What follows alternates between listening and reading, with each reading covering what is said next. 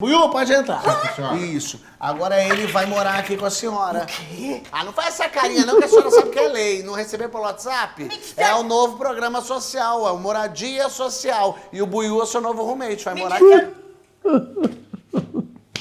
Pois é isso que tá na cabeça de muita gente quando ouve falar de socialismo. Que a gente quer que tenha 5 famílias morando na sua casa, que nada mais vai ser seu. Você não vai poder ter mais iPhone, seu prato de comida, sua roupa vai ter que dividir com todo mundo. Mas agora, vamos lá. Entre o meme e a realidade tem um abismo no meio. Eu e Luísa Erundina, ex-prefeita socialista de São Paulo, somos pré-candidatos à prefeitura pelo PSOL, o Partido Socialismo e Liberdade. E no Café com Bolos de hoje, vamos falar para você o que é que significa um projeto socialista para a maior cidade do Brasil. E aí, tem tempo para um cafezinho?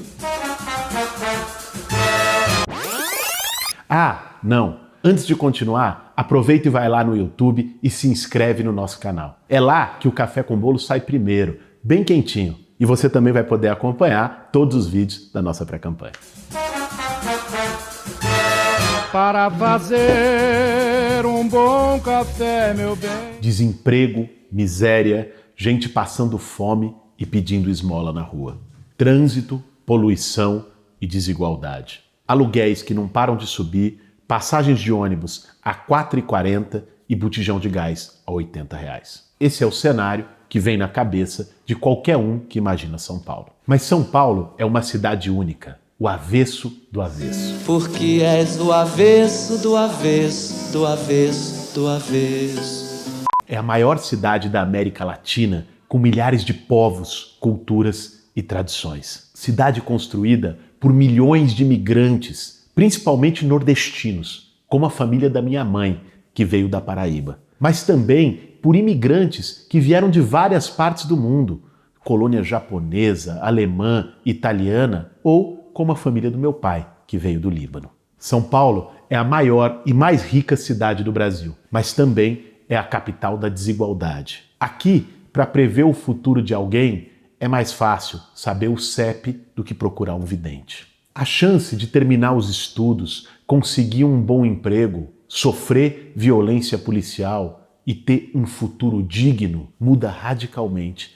dependendo do lugar do mapa em que a pessoa mora. Um morador da cidade de Tiradentes, no extremo da Zona Leste, vive em média 57 anos. Já um que mora em Moema, na parte nobre da Zona Sul, vive em média 80 anos. 23 anos a mais. Em Moema, a mortalidade infantil é igual à da Dinamarca. 4 mortes para cada 1.000 crianças nascidas vivas. Já em Cidade Tiradentes, é 16, igual à do Paraguai. Separadas por menos de 30 quilômetros, a mãe da periferia tem 4 vezes mais chance de perder seu filho do que a mãe que vive no bairro do centro. Um governo socialista não acha isso natural. Por isso, investe dobrado nas regiões onde mais falta médico, onde falta saneamento básico, onde a moradia é precária e onde o desemprego é maior. Colocar a periferia como centro é parte de um projeto socialista para a cidade. Na pandemia, esse muro da desigualdade aqui em São Paulo ficou ainda mais escancarado. Se a gente olhar para os bairros com mais mortes, todos estão na periferia. Sapopemba, Jardim Ângela, Grajaú, Brasilândia, Capão Redondo. O bairro do Jardim Ângela, na Zona Sul, registrou um número de mortes por coronavírus proporcionalmente 5 vezes maior do que o do Alto de Pinheiros. E o do Grajaú, 4 vezes maior que o de Moema. Um governo socialista não acha isso natural e pretende enfrentar essa disparidade com políticas sociais como a renda básica. Tá, o auxílio emergencial foi a única coisa que não foi o Bolsonaro que deu, foi a pressão dos movimentos, isso as pessoas já sabem, pressão da oposição batendo, ele queria os R$200, mas parou aí. Como é que São Paulo, a cidade mais rica do Brasil, não pôde complementar um auxílio emergencial, uma renda básica? A prefeitura, com um orçamento de 68 bilhões, não criou a condição para que o pessoal da periferia pudesse ficar em casa. Ah, mas não tem como botar todo mundo em todos os lugares. Pô, estão 1.400 escolas municipais fechadas há 3 meses, 4 meses. Por que não usou as escolas municipais para pessoas que vivem em casas superlotadas poderem se isolar? Ou para a população em situação de rua? Na cidade mais rica do Brasil, garantir uma renda mínima para que ninguém passe fome ou fique na miséria não é apenas possível, é necessário e é urgente. Dinheiro público não devia ser para pagar salário de 37 mil reais para desembargador, alguns que ainda se acham mais gente do que os outros. Dinheiro público devia ser para garantir uma vida digna e o futuro das pessoas. Coisa de socialista. A diferença da morte, do número de mortes, da mortalidade de coronavírus nos bairros mais ricos e nos bairros da periferia, não é porque a periferia não está nem aí com o coronavírus, porque a periferia é igual Bolsonaro, acha que é uma gripezinha. Não, porque não foi dadas as condições para as pessoas poderem fazer quarentena. E porque tem um abismo social, histórico, saneamento básico, condição precária de moradia, desemprego, miséria. É isso que está em questão. E agora, no meio da pandemia, quando alguém fica doente, é justo que milhares de pessoas morram porque faltou um respirador enquanto tenham vagas de UTI sobrando nos hospitais particulares? Foi por isso que eu, a Luísa Erundina e o PSOL propomos a Fila Única da Saúde. Durante a maior crise sanitária da nossa geração, que já custou mais de 80 mil vidas no país, o SUS deveria poder requisitar todos os leitos da rede privada ou pública no Brasil. O lucro do Albert Einstein, do Sírio-Libanês ou dos planos de saúde não pode estar acima da vida das pessoas. São Paulo tem 25 mil pessoas morando na rua. 25 mil pessoas dormindo no relento, dependendo de esmola para sobreviver e sofrendo humilhação todos os dias. Agora, durante a pandemia, eu tive várias vezes com o MTST e com o padre Júlio Lancelotti ao lado do povo de rua. E pude ver a omissão e o descaso como têm sido tratados pelo poder público. Enquanto isso, só no centro expandido de São Paulo existem mais de 40 mil imóveis abandonados, em situação ilegal, inclusive pelo Estatuto da Cidade e o Plano Diretor. 25 mil morando na rua e 40 mil casas vazias. Um governo nosso vai desapropriar esses imóveis, reformar e transformar em casa para quem não tem. A especulação imobiliária e o interesse das construtoras não são maiores do que o direito das pessoas de ter um teto. Coisa de socialista. Quando a gente fala, vamos desapropriar os imóveis vazios do centro e botar para o sem teto, o que vem na cabeça de muita gente, primeiro é uma ideia de que, eu trabalhei para ter minha casa. Esse cara não quer trabalhar para ter a dele? Esse sem teto aí, vai trabalhar, vai pagar prestação, vai fazer como eu fiz para conseguir o meu lote, a minha casa, o meu apartamento. Esse sentimento, inclusive, existe em parte da classe média ou da classe média baixa, de gente trabalhadora. Não é só a elite, mas quais são as construtoras, a elite, as empreiteiras, mas de gente que batalhou, que trabalha todo dia e que acabou comprando um preconceito de que o cara que não tem casa, seja o morador de rua, seja o cara que vai para uma ocupação porque não conseguiu mais pagar aluguel, porque foi despejado, de que esse cara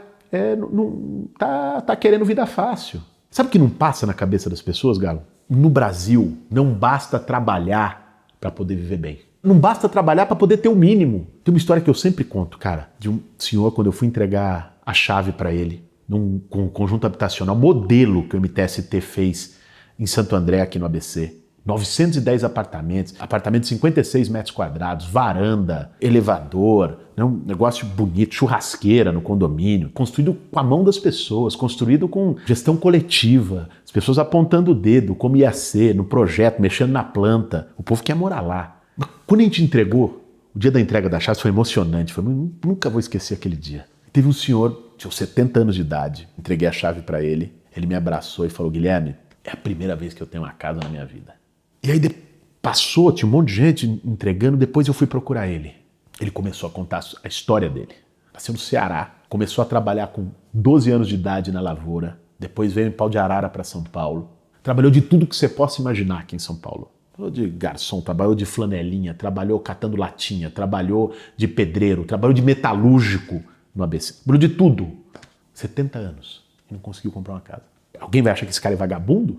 Tá querendo invadir o que... Não, ele sabe como ele conseguiu a casa dele? Participando de uma ocupação. E lutou. E por isso ele entrou nesse condomínio. Que foi feito no mesmo terreno onde ele estava com um barraquinho de lona ocupando uns anos antes. Tá entendendo? É essa a realidade que as pessoas têm que ver, cara. Pra quebrar esse preconceito. Quando a gente fala de o imóvel no centro que tá vazio, o cara vai achar que tá invadindo a casa dele. Que é o videozinho que vai entrar, que alguém na tua casa. Não, cara. Sabe por que as pessoas têm medo de andar no centro antigo de São Paulo hoje, com aquele monte de prédio vazio? Porque isso é jogado da especulação imobiliária. O cara deixa vazio propositalmente. Deixa vazio por 5, 10 anos. Vai vir uma operação urbana. Vai chegar um investimento público aqui. Opa! Aí o prédio que valia 100 mil passa a valer 500 mil. O prédio que valia 10 milhões passa a valer 20 milhões. E aí que ele vende. E o nome disso é especulação imobiliária. São esses caras que deixam os prédios vazios, os terrenos vazios na cidade. Isso é ilegal.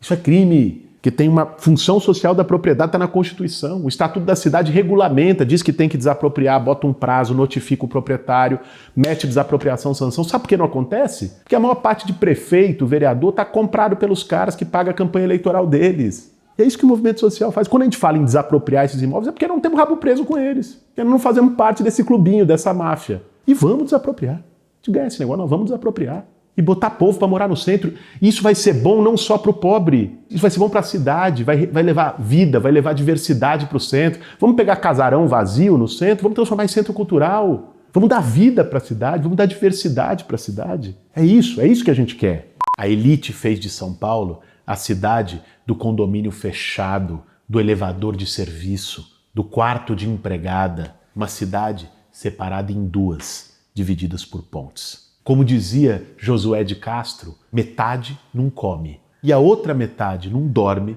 com medo da que não come. Um governo socialista não aceita esse apartheid social. A cidade não pode ser para dar lucro, para manter privilégios, mas sim para garantir direitos. Pobre tem o direito de morar no centro também. Ninguém merece ficar 2 horas num ônibus, saindo da Boimirim, da Brasilândia ou de São Mateus para poder chegar no trabalho. Mais que isso, transporte público não pode ser a farra do dinheiro dos empresários de ônibus. Por isso, a gente defende tarifa zero para tratar o transporte como um direito de todo mundo. Mas a gente não quer só comida, a gente quer comida, diversão e arte. Em São Paulo, 53 dos 96 distritos não tem museu. 54 não tem cinema. E quase metade deles não tem nenhuma biblioteca municipal e nenhum teatro.